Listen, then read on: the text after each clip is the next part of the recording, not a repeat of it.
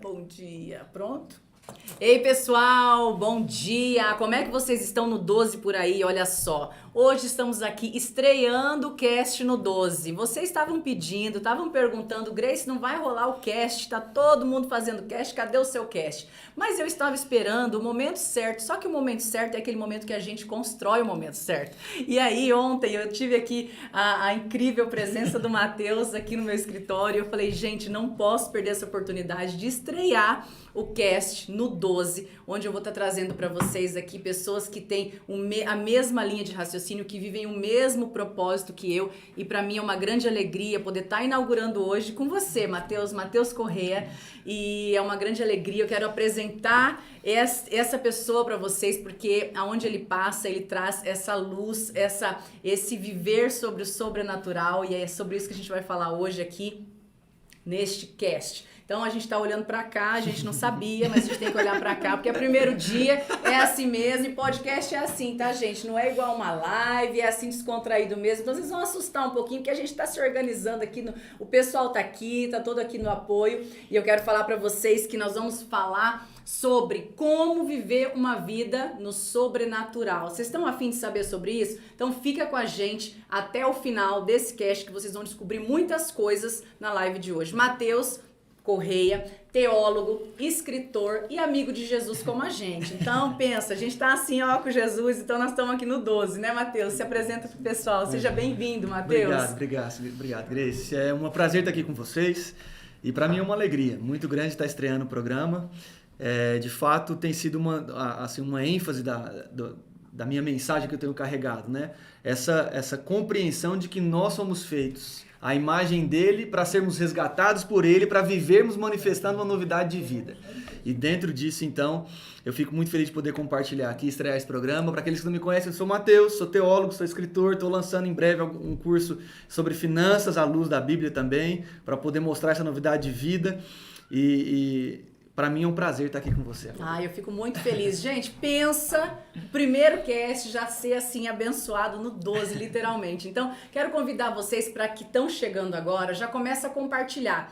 Copia o link e já começa a compartilhar com todos os amigos, com todas as pessoas, porque hoje nós vamos falar de tudo aqui. E alguns assuntos até polêmicos, mas eu quero que você entenda que tudo que vai ser dito aqui é baseado e fundamentado na Bíblia, né, Matheus? Que perfeito. A gente segue simplesmente o manual, não é? Exatamente, né? Se nos foi dado algo, a gente precisa aprender a lidar com isso e extrair desse livro, extrair dessa riqueza que nos foi concedida, esses princípios maravilhosos que são transformadores, né? Essa é a grande verdade. É isso aí. Então, se Deus é o dono de tudo, por que seus filhos deveriam ser pobres? Muitas pessoas pregam que ser cristão é não prosperar, é ser pobre. A pobreza caminha do lado de muitas pessoas que ensinam sobre cristianismo. Infelizmente. Explica pra gente sobre isso. Existe um problema, na verdade, interpretativo com relação a essa questão da riqueza e da renúncia, Grace. Como se, quando Jesus caminhou por aqui, ele vai manifestando a sua mensagem, ele fala que aquele que quiser ganhar a sua vida, ele vai perder, e ele precisa renunciar. Só que isso foi levado para um extremo material, dizendo que não, se você quiser agradar a Deus, você tem que fazer como Jesus falou, que é abandonar tudo, largar tudo, e você não pode ter prosperidade, você não pode ter recurso, você não pode ter nada, né? E isso é um sofisma, é uma mentira muito difundida, porque a grande verdade é que no Evangelho de João, Jesus ele fala o seguinte, olha, vai chegar um momento em que eu vou precisar morrer, mas é necessário eu morrer, porque assim como o grão de trigo, se não morrer, ele fica sozinho, é necessário que o Filho do Homem se entregue, porque quando ele ressuscitar, muitos outros virão juntamente com ele. Então Jesus está falando, olha, o estilo de vida que eu tive, que é de abundância, que é de extrema a capacidade de abençoar, de prosperar, de alcançar aqueles que estão ao redor dele, esse estilo de vida de Jesus, ele, através da sua morte e ressurreição, se torna possível a todos aqueles que creem em Jesus. Então, quando eu vivo de maneira, digamos, limitada nos meus recursos, ou então achando que eu tenho que ser pobre, eu não entendi ainda o que Jesus fez por mim. Esse é um dos grandes problemas. Uau! Tá? E isso é muito profundo, né? Porque a gente percebe que quando até uma crítica e um julgamento de pessoas, sim, quando você é bem-sucedido, e fala de Jesus. As pessoas acham que você está usando de Jesus para ser bem-sucedido. E a grande verdade é o contrário. Não adianta, porque a gente não entendeu, e esse é um dos problemas, né? A gente não entendeu que aqueles que compreenderam quem Jesus é e a essência de Jesus, o dinheiro ele se torna algo... Eu gosto de falar o seguinte, ele não me prende mais. E por que não me prende mais? Ele passa a vir para mim. Então, não existe esse que conheceu o evangelho genuinamente e ele simplesmente vai se tornar agora preso ou escravo de ter que comprovar alguma coisa. Por que que geralmente as pessoas bem-sucedidas, então, elas passam a falar de Jesus com maior leveza? Porque ela aprendeu em Jesus que ela não depende dessas coisas para sua alegria, para sua felicidade. Então ela não se tornou escrava mais do dinheiro, ela se libertou. E o dinheiro agora é só um servo. Ela vai lá, ela usa o instrumento e aquilo começa a prosperar e a passar para frente. Então o problema está em eu demonizar o ter posses e tudo mais. Porque eu até entendo uma linha que eles tentam, os cristãos falam que eu não posso ter amor ao dinheiro. Mas ninguém aqui está pregando amor ao dinheiro. Nós estamos, de fato, trazendo justamente a compreensão de que em Jesus, como eu amo a Ele, eu tenho como olhar para o dinheiro e manusear os meus recursos financeiros de um modo que o mundo não consegue. Então, o que eu sempre falo, Grace, é o seguinte: cadê os bilionários na lista da Forbes que são cristãos? É verdade. Cadê esses caras? Sabe por que não tem? Porque eles têm medo. Porque tem vergonha, porque acha que Deus não se agrada disso, porque acha que, não, mas isso é coisa mundana. Se a gente entendesse a essência do Espírito Santo, nós seríamos os melhores profissionais em qualquer área, nós seríamos os melhores empresários, os melhores médicos, os melhores doutores, os melhores blogueiros. Nós vamos ser sempre os melhores. Por quê? Porque nós temos algo que o mundo não tem. Nós temos algo que é sobrenatural. Então todo mundo pode ter muito conhecimento, mas nós temos o fator... O fator extra. Exatamente. E a gente não aprendeu... O brinde. E a gente não aprendeu a usufruir disso. Não aprendemos. Essa é verdade. E eu passei por isso, né, Matheus? Eu tive meu primeiro encontro com Jesus com 18 anos e depois quando eu comecei a trabalhar e comecei a crescer, eu comecei a não falar mais dele, apesar da minha fé estar ali junto, mas eu não falava, parece que eu tinha aquela resistência. Por quê? Porque o que vão pensar? Às vezes você fica muito preocupado com o que o outro vai pensar, com o que o outro vai julgar, porque você aprende isso, que Jesus é simples, que é humilde, que é tudo isso, e aí a gente acaba trazendo e acabava conflitando dentro de mim esses sentimentos de querer falar, mas e se eu falar, o que vão pensar? Sim. E será? E aí às vezes você acaba se fechando e convivendo dentro daquilo que não é. E quando eu comecei a entender sobre tudo isso, e eu falei, meu Deus, é possível caminhar junto. Sim. Jesus não criou ninguém para a pessoa andar se arrastando, mendigando, pegando migalha. O banquete já está servido. Por que as pessoas não estão entendendo isso? E olha como é um problema cultural, né? A gente confunde humildade e simplicidade com ser pobre. Isso não existe. O ser humilde, o ser simples, ele não está vinculado ao tanto que eu tenho na minha conta bancária. Ser humilde e ser simples é a forma com a qual eu vivo. Não é se eu tenho muito ou pouco dinheiro, mas o problema é cultural. Então, quando fala, porque a família vem... Eu, particularmente, sempre corrijo as pessoas que não, porque ele vem de uma origem muito humilde. Eu falo, não, ele não vem de origem humilde, ele vem de uma origem pobre, de poucos recursos. Porque humildade não tem a ver com... Não tem a ver. E aí, esse é o problema, que a gente fica misturando tudo e achando que para ser humilde... Tem que entender. Tem que total. Matheus, por que boa parte dos cristãos leva uma vida de escassez? A maioria delas porque não entenderam, como a gente está falando, essa identidade que nos é dada a partir de Cristo. Então eu gosto de falar isso, né? Existe um marco temporal, inclusive, no calendário da humanidade, que é antes de Cristo e depois de Cristo. Mas nós cristãos temos uma tendência de viver como se fosse tudo uma coisa só. A gente não participou desse marco, parece. Então, tem alguma coisa que acontece em Cristo, na vida dele, na sua morte, na sua ressurreição, que os cristãos não entenderam. E o que é isso? É justamente a novidade de vida na qualidade que Jesus vivia. Então, se você pensar, Jesus ele não vivia com enfermidade, ele não vivia com escassez, ele não tinha falta de recursos. Pois é, porque eu não vejo ele falando assim, nossa, tá faltando alguma coisa, o que nós vamos fazer hoje para poder dar comida para esse povo? Não tinha esse tipo de... Não tinha estresse. Não tem estresse, não tem esse medo, não tem essa ânsia por quê? Porque ele traz uma identidade. Ontem eu estava conversando com o Renatão e falando sobre isso. Falando assim, olha, a gente pode até tentar encaixar Jesus como sendo pobre ou rico, mas isso são perspectivas naturais. Então não tem como eu falar que Jesus é pobre ou rico. Jesus é celestial, velho. Total. Ele é celestial. Se ele é celestial, então ele consegue ter acesso a todos os lugares todos os lugares. E, além disso, né, ele vai conseguir, então, manifestar uma essência em qualquer um desses cantos. Então, por que as pessoas, às vezes, continuam ainda numa escassez? Porque elas não entenderam a obra de Jesus que transformou a identidade delas. E aí eu gosto de falar isso, as minhas atitudes, elas são um reflexo daquilo que eu acredito que eu sou. Então, se eu acredito que eu vivi que a minha vida é isso aqui mesmo, que eu vim dessa origem, minha origem é isso aqui, e eu me identifico com uma simplicidade de recursos financeiros, eu nunca vou mudar isso, porque a minha identidade é essa e eu vou acabar expressando isso. Agora, o dia que eu entender que eu tenho uma nova identidade, eu posso andar de acordo com essa nova identidade. Você ativa essa identidade, você fica literalmente no 12. Mateus, existe muitas dúvidas sobre nova aliança. O que é a nova aliança? Boa. Explica pra gente o que é a nova aliança, pro pessoal que tá aqui assistindo. Pessoal, podia deixar ligado um pouquinho o microfone aqui do meu Insta, só para o pessoal poder ouvir um pedacinho. Daqui um pouquinho eles migram. Às vezes migram para o YouTube. Beleza. Então, nova aliança. Se eu pudesse resumir a nova aliança em uma frase, eu acho que eu colocaria assim, ó, nova aliança é a nova forma de nós nos relacionarmos com Deus, que legal. Que é mediante Jesus. Então, nova aliança não é uma teologia sistemática, não é um conjunto de regras, não. Nova aliança é Jesus assumindo um lugar que era meu, que é de pecador. Ele me redime através dessa obra e ele concede livre acesso. A chave da nova aliança é isso. Livre acesso a Deus. Acabou mediador, acabou uma escola sacerdotal, acabou um padrão a ser seguido. Eu tenho, através de Jesus, livre acesso à presença de Deus. Então, a nova aliança é a nova maneira de eu me relacionar com Deus. Como que antes acontecia?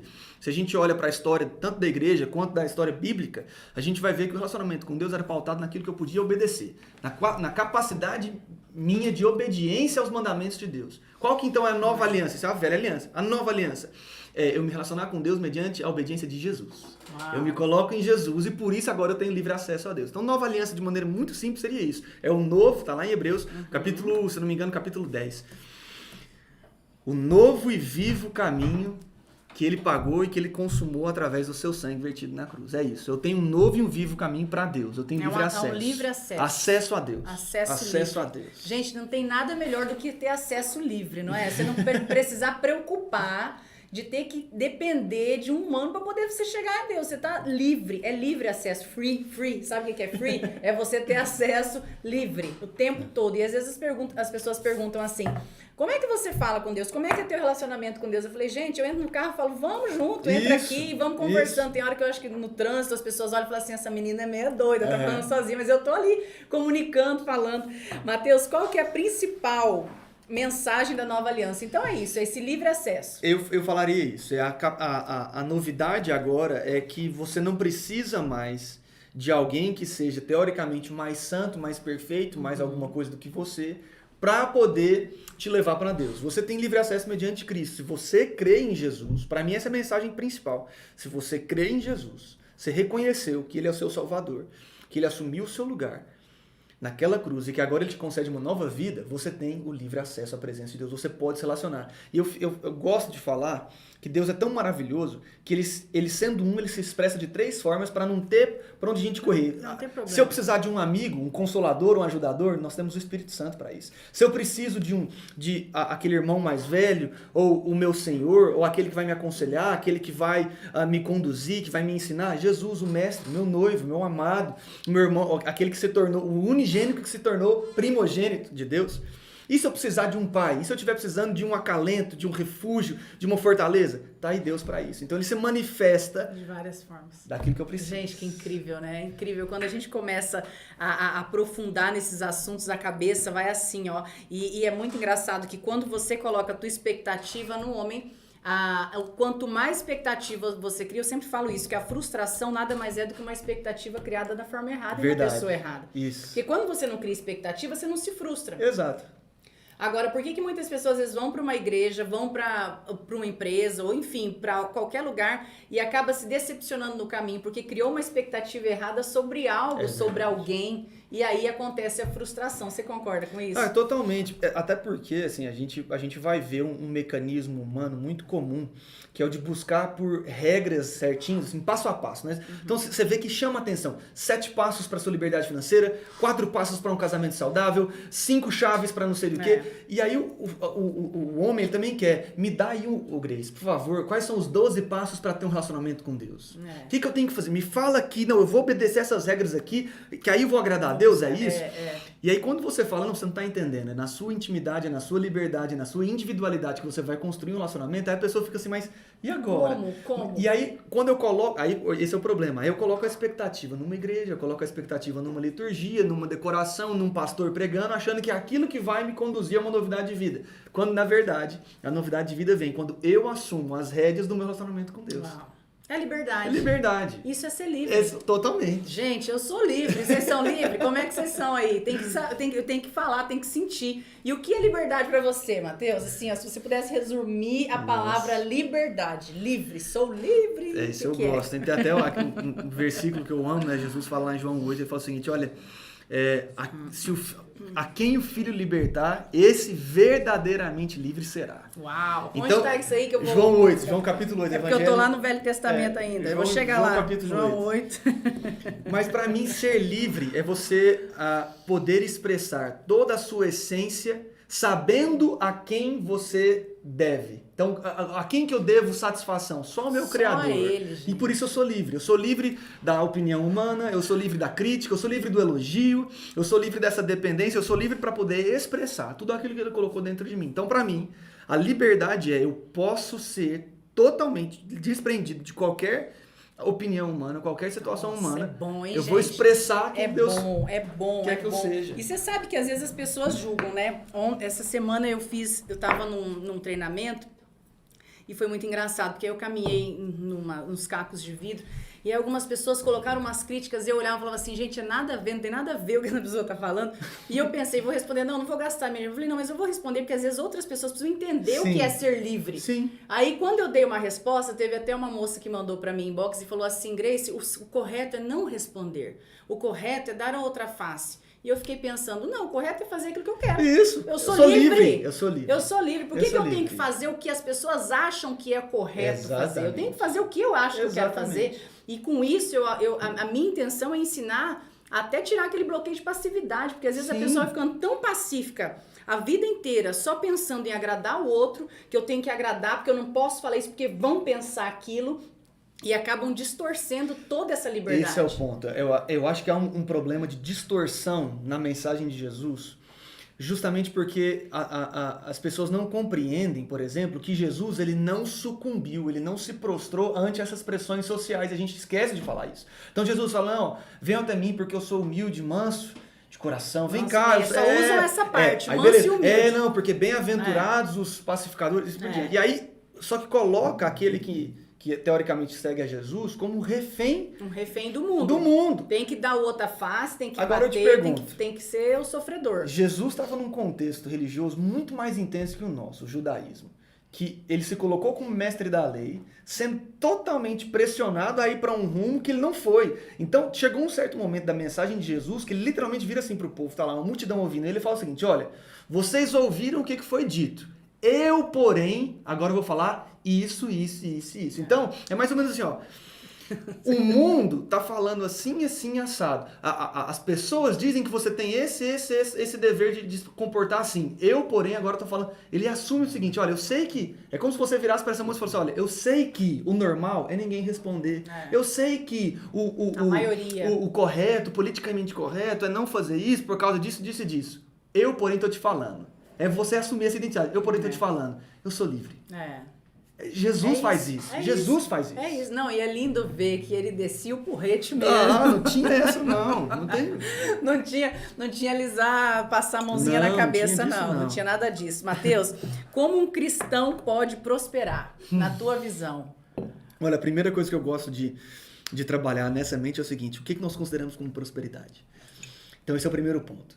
Se o cristão está em Jesus, ele tá tentando transformar o evangelho num baú de tesouros, onde ele vai poder simplesmente chegar aqui, pegar as coisas e mudar financeiramente a sua realidade, ele não entendeu o que é prosperidade. Porque a prosperidade, no conceito mais básico, é você melhorar, é você sair de um ponto e você conseguir fazer com que aquilo melhore, vá para frente, progrida, frutifique, floresça. Então a prosperidade eu não posso resumir ela a dinheiro.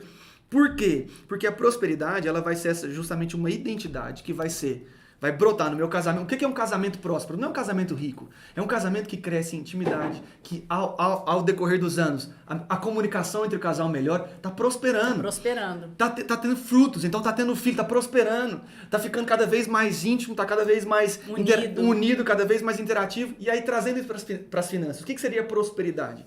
Seria eu entender que Deus colocou nas minhas mãos alguns recursos e eu preciso agora entender que esses recursos podem crescer, podem expandir. Então, como que um cristão pode prosperar? Entendendo que agora dentro dele existe uma nova natureza, que faz com que ele seja totalmente diferente de qualquer pessoa nesse mundo. Então, o dia que eu entendo quem que eu sou, o meu casamento se torna próspero, as minhas finanças se tornam prósperas, a minha família, a minha empresa, a minha saúde prospera. Por quê? Porque eu entendi agora que existe uma perfeita combinação. Os grandes pais da fé gostam de falar isso, né? É o seguinte, olha, trabalhe como se tudo dependesse de você e ore como se tudo dependesse de Deus. É a união das duas coisas. Eu sempre gosto de trazer isso. Como que eu vou prosperar? Eu entendo quem eu sou e por isso eu passo a agir de forma diferente. Então, se antes eu usava de recursos humanos como empréstimos, agiotas, tentando aparecer algo que eu não sou, eu vou abrir mão disso aqui. E eu vou aprender agora com Jesus como que eu posso fazer com que as minhas finanças sejam valiosas, sejam prósperas, melhorem e cada vez fique melhor. Meu casamento é a mesma coisa. Então, como que eu vou prosperar? Assumindo a identidade que Jesus me deu, que é a mesma que a dele. Gente, vocês estão pegando todos esses códigos, vocês estão anotando. Eu já anotei aqui um monte de coisa, já estou aqui pensando, nossa, eu preciso escutar essa parte de novo, isso aqui faz muito sentido. Porque cada pessoa tem a sua linha de raciocínio. Apesar da gente pensar as mesmas coisas, aquilo que você fala tem uma maneira linda de falar. Gente, vocês estão gostando? Quem está aí assistindo, comenta aí se está gostando, já se inscreve no canal. Você que está chegando agora, a gente está aqui batendo um papo super, super incrível. Matheus, estou muito empolgada aqui com tudo isso. Fala para mim, a gente consegue ver a nova aliança no Antigo Testamento? Com certeza. Porque eu tô fazendo o estudo do Antigo Testamento com o pessoal às lives às 6 e 12. Claro que... Você tá onde no Velho Testamento? Eu tô no segundo Reis. Tá. Segundo Reis 8 ali. Então você já falando passou de por Eliseu, Gênesis há muito tempo. Já. Falando de Eliseu, estamos ali já no Eliseu, no Elias, tacando fogo. Tem duas coisas que eu gosto de falar. A primeira é a seguinte, se a gente parar para analisar quem são os pregadores da nova aliança, os pregadores da graça na Bíblia? Tá. É Jesus, Paulo e Pedro, Tiago principalmente. Esses quatro, vamos pôr assim.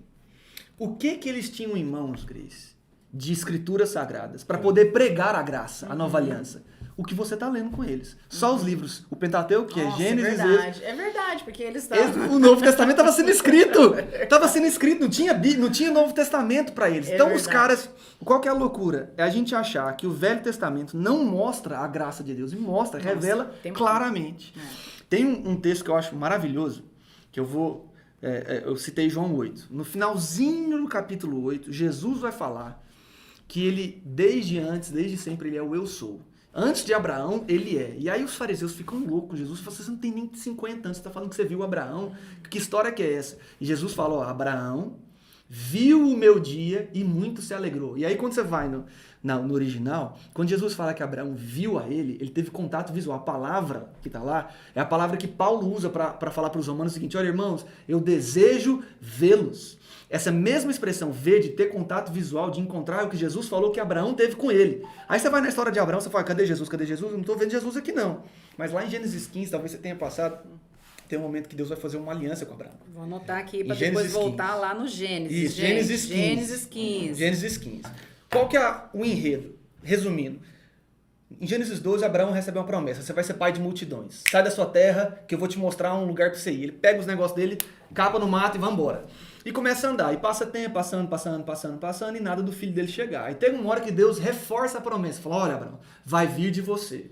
Vai vir de você o descendente, eu vou te dar, você vai ser pai de multidões. Abraão falou assim, Deus, você já me prometeu isso uma vez? E não chegou. Não tá nem. Tá o meu herdeiro aqui é o Eliezer, meu servo da macena aqui, ó. Cadê Não, aí Deus fala, não, mas você vai ser e tudo mais, então me dá uma garantia. Abraão pede uma garantia. Aí Deus fala, tá bom, te dou, prepara os animais para mim, vou fazer uma aliança. E aí havia um ritual na época de Abraão que era assim, ó, se eu e você vamos fazer uma aliança, nós somos reis poderosos, né? Você tem o seu reinado, eu tenho o meu, e a gente quer fazer uma aliança. A gente pega os animais, a gente parte eles ao meio, coloca eles em fila e a gente vai andando naquele formato do infinito, assim, por entre as partes. O que a gente tá... Você anda e eu ando também, cruzando assim, né? O que a gente está falando? Se alguém quebrar essa aliança, que seja feito com o que quebrou, o que foi feito com esses animais, que seja partido ao meio. Então é uma aliança de morte mesmo, literalmente. E aí Deus fala, vou fazer uma aliança com você. Só que qual que é a loucura de Gênesis? É que Abraão não anda no meio lá. A Bíblia fala, o relato é que um braseiro fumegante e uma tocha de fogo andaram por aquela negócio. Então Abraão, ele tá vendo uma aliança sendo feita entre Deus e o próprio Jesus. Ele creu na aliança e por isso ele foi considerado justo. É por isso que hoje Abraão é o pai da fé. Ele foi o primeiro a crer na nova aliança, numa aliança que é entre Deus e Jesus. Nossa, que louco. Qual que é a aliança que a gente crê? Jesus na cruz fazendo uma aliança com o Pai para que nós, pela fé, sejamos incluídos. Foi assim, exatamente assim com Abraão. Jesus e Deus fazendo uma aliança. Ele falou, eu creio nisso aí. E ele só assistindo, ele sentadinho, só assistindo. De boa. E Deus estende a Abraão. Então tá no Velho Testamento, a nova aliança tá lá. Tá lá. Você vai ver na vida de Davi a nova aliança, você vai ver na vida de Eliseu a nova aliança, você vai ver... É ler tudo de novo com esse olhar. Exatamente. De ter esse entendimento, de procurar isso, né? Exatamente. É muito, muito incrível. E as pessoas conversam, questionam muito sobre... tem bastante gente aí também assistindo ao vivo. Vocês que estão chegando agora, nós estamos aqui com um papo incrível com o Matheus Correia. Então, se vocês ainda não seguem ele, gente, por favor, vocês sabem que eu trago para vocês pessoas que realmente levam a mensagem que eu acredito. Então, se vocês estão aqui me seguindo, depois entra no perfil de Matheus Correia para vocês olharem todo o conteúdo incrível e o que ele tem trazido de mensagem para realmente salvar vidas, né? Gente, então vamos lá. Anjos existem? Opa, e se existem? Conta pra gente, pro povo aprender sobre anjos, vamos gente. Lá, porque esse assunto, ele é meio polêmico, né? É polêmico. É um assunto polêmico e lá em casa é muito engraçado. Eu nunca ensinei. A gente fala do Santo Anjo do Senhor, Sim. A gente coloca oração, a gente fala, que a gente conversa com os anjos e tal. Mas meu pequeno tem 5 anos, ele fala que ele tem 2 anjos que andam com ele. Ele fala todo dia. Aí a hora que ele vai fazer oração, ele é muito livre já desde pequeno. Ele fala assim, um anjo fica aqui comigo, o outro anjo vai lá cuidar do meu irmão. E quando meu marido tá viajando, ele fala assim, e você hoje vai viajar com o papai. Eu falo assim, gente, quem ensinou isso pra esse menino? Como que pode? Que coisa maravilhosa. Conta pra gente como que é essa questão dos anjos. Partindo do pressuposto bíblico, né? Não vamos pegar a Bíblia como essência. Desde Gênesis até Apocalipse, nós vamos ter muitas citações claras e específicas de anjos interagindo com a humanidade. Sempre. Então, se a gente pega lá, desde Gênesis, anjos guardando, anjos que cercavam o jardim do Éden, que conversavam, anjos que traziam mensagens. Para Daniel foi assim. A gente vê anjos trazendo mensagens para Maria. Por exemplo, a gente esquece isso, mas quem que falou para Maria que ela ia ficar grávida? Um anjo. Apareceu para ela. Quem que avisou quando as mulheres foram no túmulo de Jesus? Quem que avisou que Jesus não estava lá mais? Anjo estava lá. Anjo. Aí lá em Hebreus está escrito o seguinte, irmãos, pratiquem a hospitalidade. Hebreus capítulo 13. Pratiquem a hospitalidade, porque alguns de vocês, sem saber, já hospedaram anjos na casa de vocês. Eita, e agora? Então tem uma chavezinha muito boa que é a seguinte, os anjos são criaturas, são criações do próprio Deus para nós. E como que a gente pode trazer uma simplicidade? Eles estão aí, e quando a gente compreende, isso é uma doutrina, inclusive, na católica, muito bem difundida, o anjo da guarda. Você tem uma clareza muito grande de que os anjos estão aí. Eles nos servem, eles estão aqui para nos ajudar, para cooperar com essa obra. Então, os anjos, eles são, com certeza, muito reais. Desde o aspecto bíblico lá do início até o fim. Então, quando a gente pega o livro de Apocalipse, quem que compartilhou com João toda a revelação de Apocalipse? Um anjo. Um anjo aparece para ele e fala, vou te mostrar uns negócios, vem aqui comigo. Vem aqui que eu vou te contar umas histórias que você vai lá. Exatamente. Então os anjos são totalmente reais. E como criar esse relacionamento? Porque você falou assim, é para ajudar, para multiplicar, para servir. Quando a gente fala essa questão de servir, vai causar um pouco na religiosidade. Opa. Porque a religiosidade não é o que é bíblico. A Bíblia é para que a gente seja cristão, para que a gente tenha o nosso Deus, mas a religiosidade em si, que é o que distorce muita coisa que está na Bíblia, pode causar aí essa questão de ter dos anjos nos servirem. Explica melhor sobre isso. Certo. Sobre eles nos eles foram criados... Eu quero água também, por favor. Os anjos foram criados para servir? Sim, explica isso. Você Hebreus capítulo vai causar. Porque Hebreus, às vezes vai falar assim, tá achando que é Deus? Não tô achando. Eu sou só filha do rei. Então, isso aí... A gente vai chegar nisso aí também. Vamos quebrar alguns sofismas, umas mentirinhas. Primeiro, que os anjos, de acordo com Hebreus capítulo 1, vai dizer o seguinte, olha, não são os anjos espíritos ministradores a favor dos herdeiros da salvação, ou em função dos herdeiros da salvação. Quem são os herdeiros da salvação? Eu e você. Nós dois herdamos a salvação mediante a nossa fé. Porque quem conquistou a salvação foi Jesus. E nós herdamos através dele. Então, anjos são espíritos ministradores, são servos, são trabalhadores, cooperadores, em função desses que herdaram a salvação. Isso é Bíblia. Está escrito. A segunda mentira que a gente precisa quebrar é a seguinte. Se Jesus me deu autoridade, veja só. Jesus ele vira para os discípulos e fala o seguinte, ide, portanto, pregar o evangelho, pode expulsar demônio, pode curar os enfermos, pode sair tocando terror nessa terra. Se Jesus me deu autoridade para falar com espíritos malignos e ordenar que eles devem sair, por que eu não teria autoridade para falar com os do bem? Por que os cristãos não se cansam de expulsar demônio, de repreender demônio, de falar, demônio, eu não te aceito aqui? Você está conversando com espíritos malignos. Por que eu não posso conversar com o espírito que é do bem? Uau, é exatamente isso. Se Deus criou para me ajudar, para cooperar, e aí você perguntou, como que eu vou relacionar com ele? Da mesma forma que a gente precisa compreender a interação com o mundo sobrenatural. Então, se existe um relato bíblico falando que tem um cara, um ser espiritual, destinado para me ajudar, para cooperar, para servir, eu então simplesmente posso, porque tudo é pela fé. Tudo é pela fé. Tudo pela fé. Então o que eu vou falar? Olha, pela fé eu creio que o Senhor destinou anjos para mim. Então nessa hora eu declaro, eu acredito nisso, no serviço de vocês, e eu estou pronto para cooperar com vocês, para que vocês possam me servir também. E à medida que você caminha, você vai percebendo que essa interação ela se torna cada vez mais comum. Mas então para o seu filho é normal para ele. É normal para Por quê? Porque ele entendeu. De alguma forma o Espírito Santo mostrou para ele que é dele. E tá aí, os anjos estão aí. Se a gente aprender... Isso aqui que é interessante, a gente às vezes não para para analisar. Mas você já reparou até que Hollywood já explorou e demais a realidade dos anjos? Demais. Então, essas pessoas, elas não inventam do nada um ser. Tem relatos, tem experiências.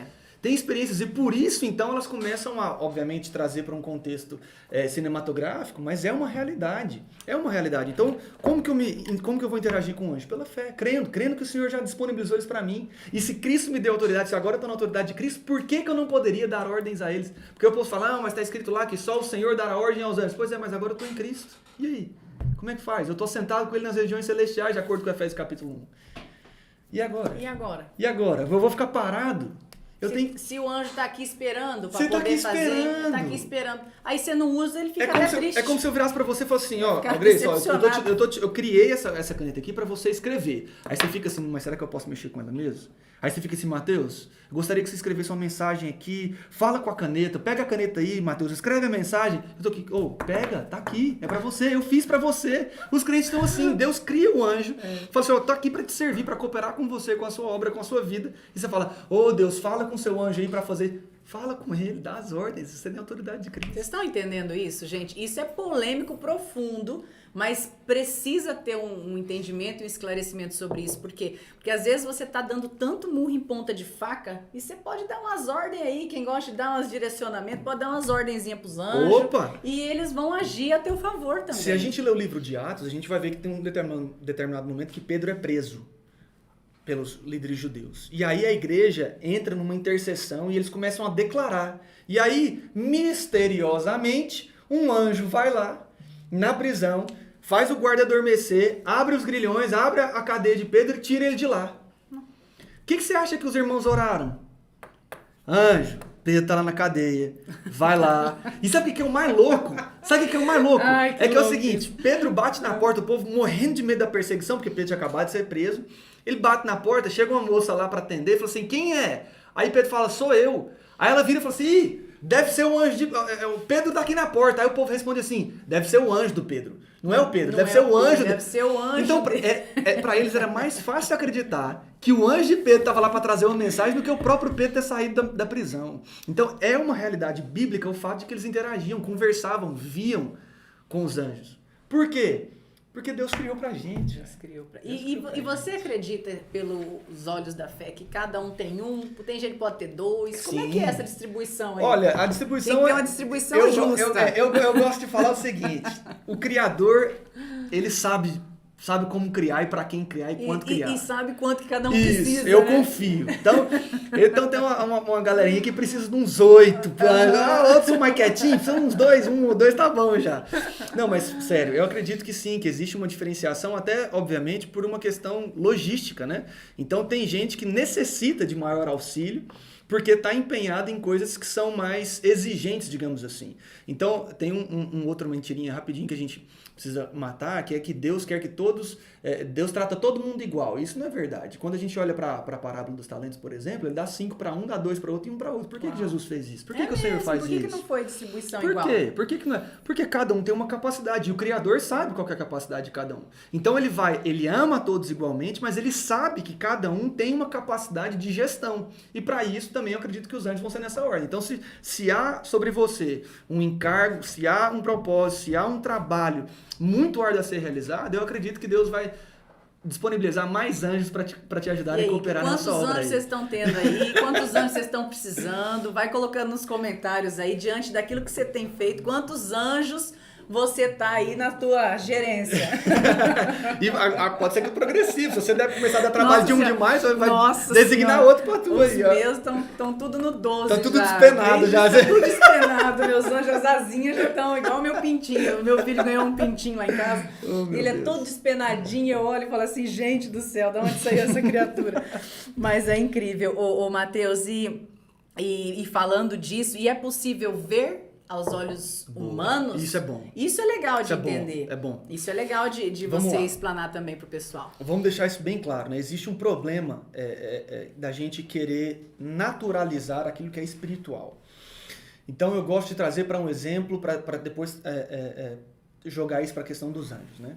Então vamos lá. Se você é alguém, por exemplo, Grace, que tem compreensão do ambiente profético, né, de visões e tudo mais, você vai entender a mensagem claramente, que é o seguinte: quando Jesus te dá, o Espírito Santo te mostra alguma coisa, você sempre vê com seus olhos naturais uma imagem projetada na parede? Não. Você está vendo. É um negócio que você está vendo. Como? Com os olhos da fé. Eu consigo ver tão claro quanto essa iluminação que está aqui, tão evidente quanto o meu celular. Eu estou vendo uma visão, eu estou tendo uma imagem, Jesus está me mostrando, eu estou vendo, está aqui na minha mente. Mas não é palpável. A maioria das interações espirituais são assim, pelos olhos da fé. Então, eu criei, por isso falei. Quando a gente vê, por exemplo, Daniel, quando ele tem a revelação do fim dos tempos, em Daniel capítulo 9, 10 e 12, a gente vai ver que ele, numa visão, um anjo veio até ele. Então, muito provavelmente, um anjo não apareceu fisicamente. Aquele negócio assim, nossa. Ele viu. Como que ele está vendo? Ele está vendo. Sabe o que é interessante? Tem um momento em que, da conversão de Saulo, você lembra desse momento? Saulo está acompanhado de uma galera e ele simplesmente cai na estrada porque ele vê o Senhor. Mas quem está ao redor dele não está vendo. Mas lá está escrito, Paulo viu e por isso se prostrou. E Jesus está conversando com ele, visível para Paulo, em uma visão, mas para os outros que estão aqui, eles não vêem nada, eles estão só ouvindo um barulho, tá esquisito, o que está acontecendo? De repente, Saulo está cego, ele fala, preciso ir para um canto ali ficar em jejum. Mas o fato é que manifestações espirituais, elas acontecem no âmbito espiritual. Nem sempre se manifestam de maneira física. Tem como acontecer? Tem como. Tem como ver com os olhos naturais? Tem como. Mas se a gente não aprender que o mundo espiritual é tão real quanto natural, a gente vai querer ficar tentando trazer o espiritual para o natural e vai ser frustrado. Por quê? Porque eu tô vendo a televisão, mas não vejo anjo, então isso aqui é coisa da minha cabeça. Fica esperando fogos, purpurina, brilho, asinha para todo lado, e às vezes não vai ser assim, né? E é por isso que nós precisamos compreender que da maioria das vezes, o que é mais comum no mundo espiritual? Uma materialização de algo ou pela fé aquilo passa a agir? Pela fé aquilo passa a ser uma realidade. Como que Jesus multiplicou pães e peixes? Não apareceu tudo de uma vez. O que Jesus fez? Se aparecesse tudo de uma vez, imagina caindo peixe de tudo que é lado, o que ia ser? Os cristãos não prestam atenção nisso, que é o seguinte, Jesus ele dá graças, ele fala, pode distribuir. E o povo foi pegando e não acabava. Não é que apareceu comida para todo mundo de uma vez. Imagina. Então, isso é uma manifestação o quê? Espiritual. Não materializou o pão e o peixe na frente de todo mundo. Eles só foram pegando ali, e óbvio, depois, uma vez que pegou ali, não acaba, aí é um milagre. Isso, aí é um milagre. Então, as manifestações espirituais, elas, na maioria das vezes, são às vezes até as pessoas que estavam pegando nem perceberam. Exatamente. Estou pegando aqui. Percebeu quem estava servindo. Isso. Porque quem estava na festa ali, quem estava ali, não percebe o que está acontecendo. Imagina a cara do discípulo. Servir já umas 2.000 pessoas. E tá aqui ainda. O que está acontecendo aqui? E eles, porque imagina, poderia até escandalizar o povo que estava ali. A gente não sabe o que poderia acontecer, né? Então a gente vê essa manifestação sobrenatural, ela precisa, a gente precisa compreender esse aspecto espiritual. É possível. Não, totalmente. Tanto é que há momentos também, como o próprio lá em Hebreus 13 vai falar, que nós vamos receber anjos em nossa casa. Às vezes sem saber que são anjos, mas são anjos. São anjos. Quando a gente olha para a história de Ló, por exemplo, a famosa história de Ló, que a sua mulher virou uma estátua de sal, quando ele está em Sodoma e Gomorra, quem vai até a casa dele são 3 anjos do Senhor. E ali são físicos. Eles estão lá, batem na porta dele, falam, deixa eu entrar, tem uma mensagem para trazer para você. Então tem como o anjo aparecer? Com certeza, fisicamente tem como. A gente só não deveria reduzir a manifestação angelical a uma manifestação física. Porque é tudo livre. É tudo livre. É tudo livre. Cada um vai de um jeito, cada um acontece de uma forma. Mas, Matheus, pra gente encerrar aqui, compartilha conosco o seu canal do Instagram. Opa. Não sei se você já tá no YouTube, mas não tô movimentando muito, mas tem lá. Tem uma série de Fim dos Tempos, tem um devocionalzinho bacana lá, tem que melhorar. Gente, então ele vai passar para vocês e eu quero falar para vocês assim, ó, procurem pessoas que vão trazer para vocês conteúdos baseado naquilo que vocês sentem no coração que é verdadeiro. Às vezes você fica quicando no Instagram, no YouTube, em tanta coisa que não vai somar para o teu desenvolvimento. Então, o Matheus, ele é teólogo, ele tem domínio completo disso que ele está falando, e não só estudo, mas a vivência. Opa. Porque eu falo que quando a gente vai para essa parte espiritual, não é só, eu não tenho 1/100 do teu conhecimento, mas eu tô todos os dias tentando fazer a minha parte nessa conexão com Cristo. Então, cada um de vocês que estão assistindo, vocês podem ser essa semente de multiplicação dentro daquilo que tá dentro do teu conhecimento, e a gente vai aprofundando cada dia, a gente vai estudando cada dia, a gente vai buscando cada dia ter essa intimidade. Isso. Porque o que vai direcionar é essa intimidade, né, Matheus? O meu propósito é esse. Eu tenho a ênfase da minha mensagem, eu quero levar as pessoas a entenderem que há um relacionamento disponível para elas com Deus. Esse é o meu encargo. É tirar as barreiras, é tirar as mentiras, é tirar os medos, tirar a vergonha e liberar as pessoas para esse relacionamento com Deus. Então, aqueles que quiserem me acompanhar, já que assim, no Instagram é @Mateus com TH, meu nome com TH, Correia, D de dado, P de pato. Matheus Correia, DP. Se pesquisar só pelo meu nome e sobrenome, Matheus Correia, vai estar lá. Com TH? TH. Matheus Correia. TH, Correia. Não é Correia, é Correia, tá, gente? Então vocês vão lá e procuram. Teve alguma pergunta aí? Será, gente? Porque quando fala de anjo multiplica, né? Vê se tem alguma pergunta aí, Renato, para o Matheus poder. Você já viu anjo? Já vi. A Grace também. Já tem uma situação engraçada. Tava num apartamento. Vocês já viram? Já, vamos lá. Eu tava no apartamento com a minha esposa, era mais ou menos umas 3 da manhã. Eu tinha chegado de viagem, a gente foi querer dormir, tava cansado pra caramba. E no andar de cima começou uma barulheira como se fosse um cachorrinho arrastando na porta, parece que ele tava preso. E aí interfonamos na portaria, só tá um barulho, o cachorro não para, ele arranha, bate na porta, a porta fica fazendo barulho, não estamos conseguindo dormir. Aí o porteiro foi lá e falou assim, a casa tá sozinha, tem ninguém. Tem ninguém, não tem o que fazer. Aí o que a gente aprendeu? Olha, tem amiga pra isso, né? Então eu falei, meu anjo, resolve esse negócio lá, a gente precisa dormir, amanhã cedo tem compromisso e tal, são 3 da manhã, o bicho tem que deixar a gente dormir. Grace, em 5 segundos, acabou. E eu não tô brincando, tava assim, ó, sabe que barulho? Assim, aí passava Eu falei, anjo, vai lá, resolve isso aí. Dá uma acalmada nele pra mim, por favor. Acabou. Fui Acabou. dormir, Instantâneo. Fui dormir. Ordem dada, meta cumprida. E teve uma outra missão pergunta. dada, missão cumprida. E aí teve uma outra experiência, o pessoal perguntando se eu já vi, que sim, né? Até o Renatão pode. A gente faz a EPS, né, Renatão? E que é uma escola do profético sobrenatural. Me olha aí. inscrevi pro ano que vem. Deixa comigo. Libera a minha vaga lá.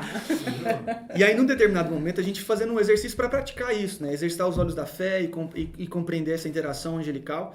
E num determinado momento eu fiz isso. Falei, Senhor, olha, eu quero ter clareza do propósito e obviamente, eu quero entender quem são esses que o Senhor preparou para mim, né? E aí, nesse dia, eu vi, claro, né? Um dos anjos que me acompanham. Eu não dei um nome para ele, mas ele falou o nome dele para mim, e eu até achei estranho, porque eu nunca tinha ouvido o nome. Ele falou assim, meu nome é Otoniel. Eu falei, não, esse nome eu estou inventando da minha cabeça. E fui pesquisar. Mas Otoniel é um dos reis da Bíblia, mas ele falou pra gente, eu sou aquele que te protege. O anjo falou para mim. E quando eu pesquisei, Otoniel é o leão de Deus que guarda. O significado. Aí eu falei assim, não, tá bom, agora eu acredito que não fui eu que inventei. Porque Otoniel, de onde que eu ia tirar esse nome, né? Então já vi, são reais, e obviamente, né? O grande problema que eu acho, Grace, é porque com essa novidade, às vezes as pessoas perdem um pouquinho do foco. E eu digo, olha, o anjo, ele é meu auxiliador, porque o meu salvador, o meu senhor, o meu ajudador, o meu mestre, o meu amado continua sendo Jesus. Esses aqui são só meus companheiros. Eles estão aqui para me ajudar, para me servir. Mas o meu Senhor é Jesus. Então é muito engraçado isso. E eu vi dois. Não sei se eu tenho só dois ou se eu tenho uma seleção aí de anjos ajudando. Mas foi agora, semana passada em São Paulo. E eu tava subindo, eu tinha acabado a live das 6h12. Tava falando justamente daquela passagem quando Eliseu falou, abra os olhos deles, Senhor, para que ele possa ver, para que eles possam ver. E aí foi incrível, assim, deu um monte de insight. E eu tava assim com o coração fervendo e falando pro povo, abra os olhos, Senhor, que eles possam ver. E eu subi no elevador do hotel e comecei a arrepiar, e aquilo não saía, aquilo tava fervendo. E aí foi incrível que eu comecei a falar com meus anjos. Eu falei, olha, o negócio é o seguinte, já deu, eu quero ver vocês. Vocês estão aqui, então vocês estão mostra aqui, aí. eu tô sentindo, eu quero ver, porque abra meus olhos, Senhor, porque eu quero ver. E eu comecei a declarar que eu ia ver. Mas dentro do elevador, sozinha, cheguei a olhar pra câmera, falei, se tiver alguém aí olhando, vai achar que eu tô louco e eu quero ver. Eu quero ver e vai ser agora. E declarando, e o trem arrepiando, e eu tava... Sentindo que tinha alguma coisa. Tava ali no 12, literalmente. E foi muito engraçado, porque... a hora que abriu a porta do elevador, tinha uma janela de vidro bem grande e uma sanca, assim, sabe? Quando tem aquela muretinha. A muretinha assim e o resto tudo janelona de vidro. Eu abri a porta do elevador e saí. Quando eu saí, ali estavam meus dois anjinhos sentados, olha só, mas em forma humana. Que legal. Eles estavam sentadinhos, olhando pra mim. Só que na hora não me caiu a ficha, sabe quando me deu aquele... É tudo muito rápido, né? Então me deu aquele impacto, me deu um impacto muito grande. Aí, que você... E eu passei e falei, bom dia. Fizeram só assim, olhando no meu olho, aquilo me deu uma estremecida e eu segui rumo ao meu quarto, tipo assim, eu não entendi o que aconteceu aqui, o que aconteceu aqui. Quando eu voltei pra trás e olhei, já não tinha mais nada. E aí eu entrei, eu falei, caramba, eu vi meus anjos. Essa é loucura. Não, é loucura. Eu entrei e eu tava com mais gente no quarto, eu falei assim, eu não vou nem contar pras meninas agora. Para vai ficar tudo louco, fui pro banheiro e falei, meu Deus, aconteceu. Por quê? Porque eu declarei e eu pedi pra Deus pra que abrisse os meus olhos. Porque às vezes a gente tem essa fé, a gente tá ali, a gente... prega isso, eu tenho vivido isso, tenho buscado isso a cada dia, e é muito incrível quando você declara e as coisas acontecem. Isso. É assim, eu acho que é a declaração de fé na vida da gente. A gente tem que perder esse medo. As pessoas falam, Mateus, mas se agora o anjo é aquele que vai me servir, então o que eu peço para Jesus, o que eu peço para anjo? Eu falo, gente, a gente tem que começar a parar de querer sistematizar um relacionamento com Deus e confiar que o Espírito Santo vai saber nos conduzir também para interagir com isso. Porque ele não quis me assustar. Pensa bem, estava então, sentado em forma humana. Ele não quis me assustar, ele quis falar assim, estamos aqui, tô aqui, eu mesmo, sou eu. Teve um dia que eu falei assim, Espírito Santo, mas aí, como é que vai ser esse negócio? Quando é que eu peço ajuda para você e quando que eu peço ajuda para os anjos? Ele falou, Mateus, só confia, fica tranquilo. Eu sei te conduzir. Eu sei quem você é. Então tem determinadas situações da minha vida que eu falo, Espírito Santo, eu preciso ser aqui agora. Por quê? Porque gera um ímpeto e eu confio que é o próprio, como está escrito lá em Efésios, ele efetua, em Filipenses, ele efetua em mim o querer e o realizar. Então essa intenção de falar com o anjo vem com o clamor do próprio Espírito Santo em mim. Ele coloca a sensação, não, agora eu preciso dos meus anjos. E agora ele fala, não, agora é uma função que é do Espírito Santo. A gente tem que aprender a confiar. Então, a máxima que eu estou usando lá em Brasília que é o seguinte, olha, nós precisamos aprender a confiar no Espírito Santo, que há em nós e que há no nosso irmão. É isso aí. Aprendendo a confiar nele, vai ficar tudo bem. Muito feliz de você estar aqui inaugurando esse cast no 12. Vocês gostaram, gente? Se vocês gostaram, se fez sentido para você, compartilha com a maior quantidade de pessoas possível, comenta aí, deixa seu like, se inscreva no canal. E eu quero agradecer de todo o coração, Matheus. Eu tenho certeza que essa é a primeira de muitas vezes que nós vamos nos encontrar. Daqui uns dias nós vamos fazer uma live aí no Instagram também. Eu tô te avisando agora que eu sou livre. Pronto, então lógico, a gente já vai fazer uma live. A gente não combinou, não. A gente vai fazer, viu, Matheus? Tá tudo certo. Definido, pode ficar, só marcar a data agora. E muito obrigada. Imagina. Muito obrigada por tanto conhecimento. Muito obrigada por tudo isso que você faz. Muito obrigada por você estar aqui. Que isso, eu que agradeço. Obrigado pela oportunidade. Para mim é sempre um prazer. Estou disponível. Se puder servir, pode contar comigo. Gente, é isso. Beijo no coração de vocês e até próximo cast no 12. Pode encerrar aí também. Não, não cliquei salvo, velho. Hã? Cliquei sozinho no canal. Tá bom.